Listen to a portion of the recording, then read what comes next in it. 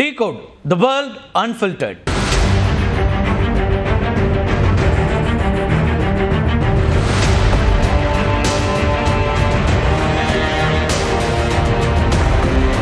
அகமதாபாத் விமான விபத்திற்கு பல்வேறு விதமான காரணங்கள் கூறப்பட்டு வருகின்றன. அதில் எரிபொருள் சுவிட்ச் கட் ஆஃப் ஒரு காரணமாக சொல்லப்படுது. சீனியர் விமானி தான் காரணம்னு இன்னொரு காரணம் சொல்லப்படுது.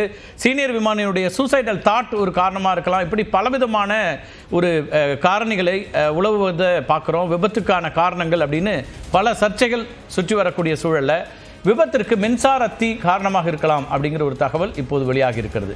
குஜராத் மாநிலம் அகமதாபாத்திலிருந்து கடந்த ஜூன் 12ஆம் தேதி லண்டனுக்கு புறப்பட்ட ஏர் இந்தியா விமானம் A171 விமானம் புறப்பட்ட சில நிமிடங்களிலேயே விபத்துக்கு உள்ளானது உங்களுக்கு தெரியும். மிகப்பெரிய ஒரு அதிர்வலைகளை உண்டாக்கிய ஒரு விபத்து அது.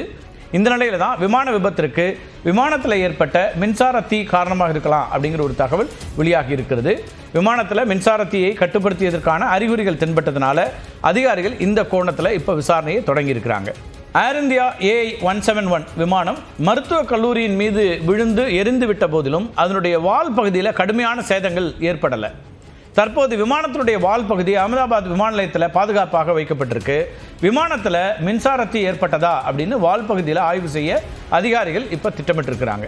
உங்கள் எல்லாருக்கும் தெரியும், விமானங்களுடைய தரவுகளை பாதுகாக்கிறதுல மிக முக்கியமாக பங்கு வகிக்கக்கூடியது இந்த பிளாக் பாக்ஸ்.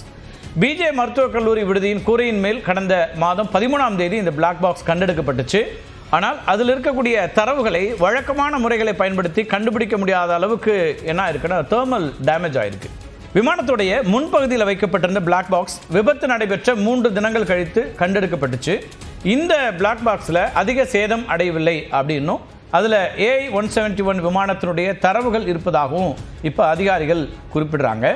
இந்த விபத்தில் தப்பிச்ச ஒரே விமானியாக இருக்கக்கூடிய விஸ்வேஷ்குமார் ரமேஷ் சொன்ன ஒரு கருத்து ரொம்ப முக்கியமாக பார்க்கப்படுது. விமானம் புறப்பட்ட 10 நொடிகளில் வெள்ளை மற்றும் பச்சை நிறத்தில் விளக்குகள் மினுமினுத்ததா ஏற்கனவே அவர் குறிப்பிட்டிருந்தார். விமானங்களில் ஏற்படும் மின்சார தீ விபத்து என்பது ஒரு விமானத்தின் மின்சார சோர்ஸ்லேருந்து ஏற்படக்கூடிய தீயை குறிப்பிடக்கூடியதாக இருக்கிறது.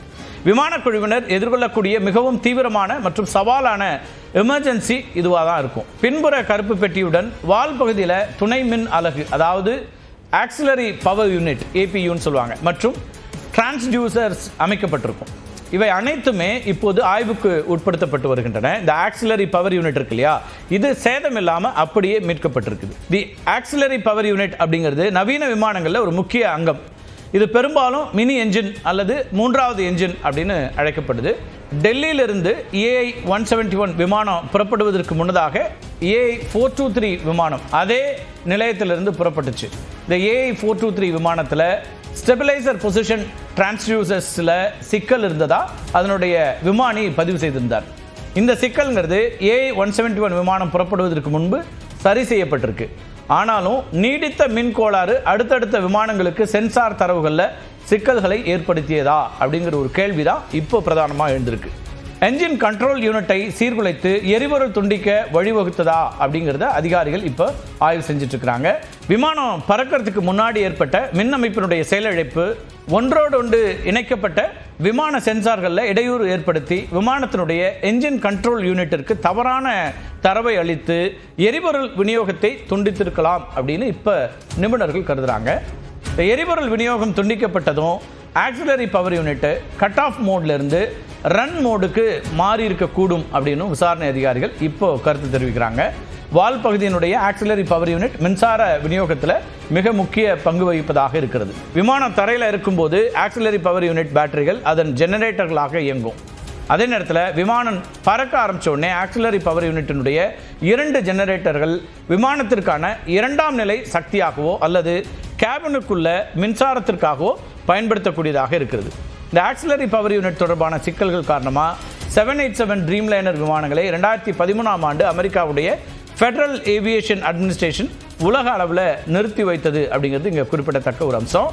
புதிய ஆக்சிலரி பவர் யூனிட் பேட்டரிகளை வடிவமைத்த பிறகுதான் 787 ட்ரீம்லைனர் விமானங்களுக்கு அனுமதி கொடுக்கப்பட்டுச்சு.